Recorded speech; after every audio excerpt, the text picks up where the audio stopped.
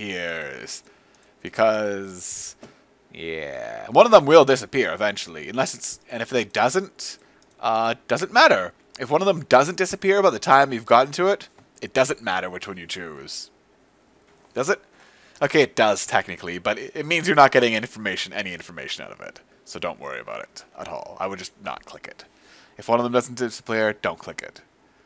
The problem was that there's a Golem Foundry in C1 and C2, just like how Headrun Scrabbler appears in C1 and C2 in Zendikar. And that's just so that they can, if you know anything about how wizards print stuff in real life, you will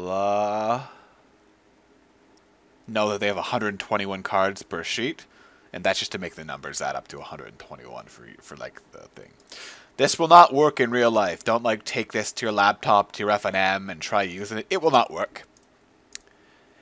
If Rise of Eldrazi is any indication, the print run in real life is sort of the same as the print run online, but it's different. And I'm sure if you take the spreadsheet I have and a box of Scars of Mirrodin or whatever, I'm pretty sure you could find it. It's not hard. I think with Rise of Eldrazi I checked, and like there would be like 3 and then 2 and then like 1, or like 3 and then 2 and then like 4 and 1. And that's convenient because it's almost as if it's just taking cards from a complete 11 by 11 square with this one next to that one and that one next to that one. And that might be what's going on. There might just be 2 print runs in real life that's like A plus C1 and B plus C2. And then you just take 5 and 5. I think. I could be wrong. Because like it might be collated a little differently, but there's like definitely contiguous blocks that are exactly the same. Anyways. But yeah, so okay, what would we do here? Go here to download it. I'll post that somewhere. But let's just go back to the first tier. So, how would you do this? Well, first, it might be a little slow at first, but you should practice. And so what you do, you double click on a name, and it will get added to your pack. And if you want to remove it, you can go like that, or you can just hit reset if you have too many.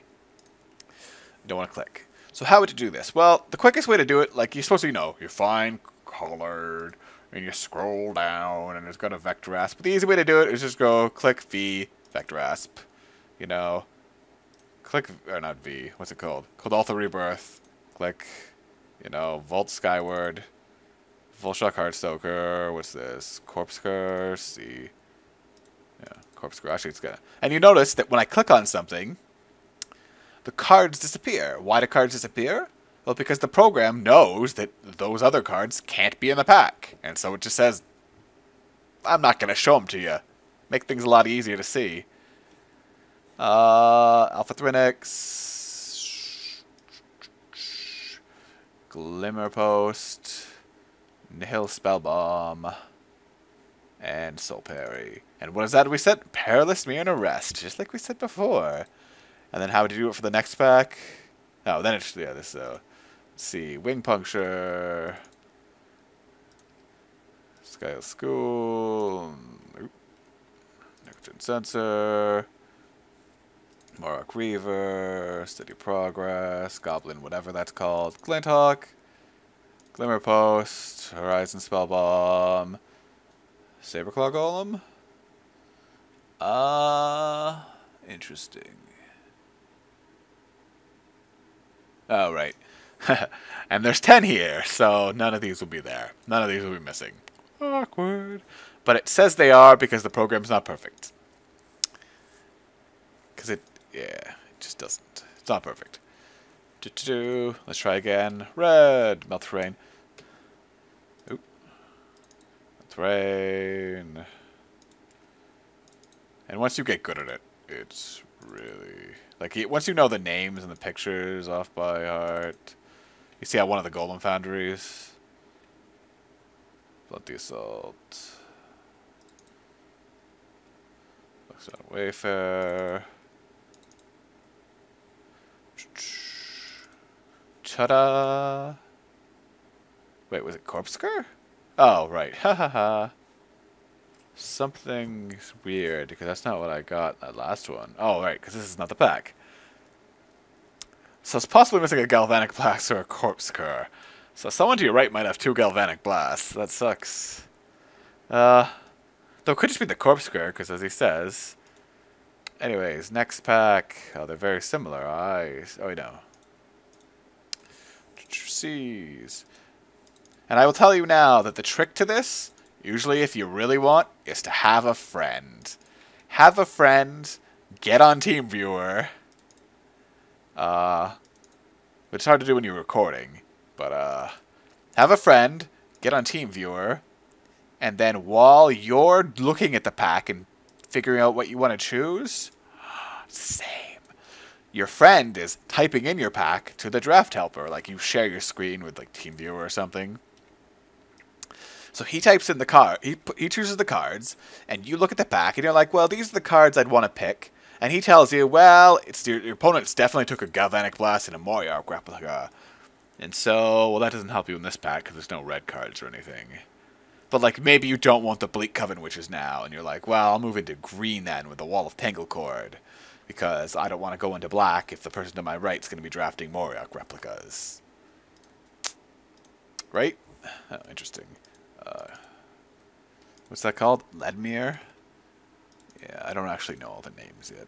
I've usually memorized them by now. Golem's Heart is uncommon, I think?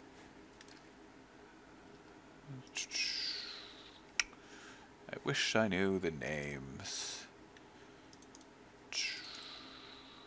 Hey, look, definitely missing an Arrest, and Assist Bear, and a Morioth Griever. So yeah, you really want to stay out of, it looks like Poison and Black here. The Arrest isn't so bad. It's likely that that was further away, so... You see how good this is? You're, like, if you thought receiving signals, like, you could look at, how would you get signals? Well, you could look at the pack, it could be like, wait, Morioth Griever's in the pack. Assist Bear and Arrest. So, like, how could you read signals? Well, you could look, you could see, well, there's a green card, a black mirror, you know, a blue mirror here, white. You know, you could look, but, like, it just might be a weird pack, and how would you know? Well, how would you know? You could just use a program to figure out exactly what the people to your right took, or left, depending on what pack it is.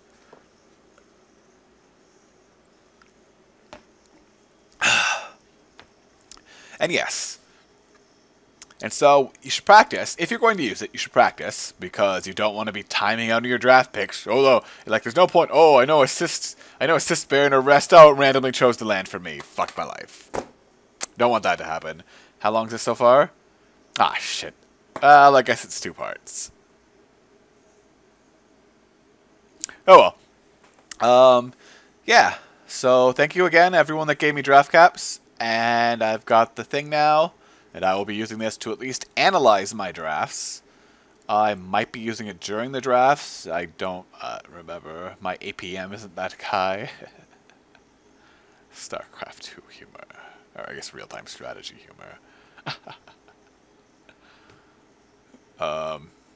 Yeah. So, comments, stuff. Comments and stuff, you can send, email, whatever.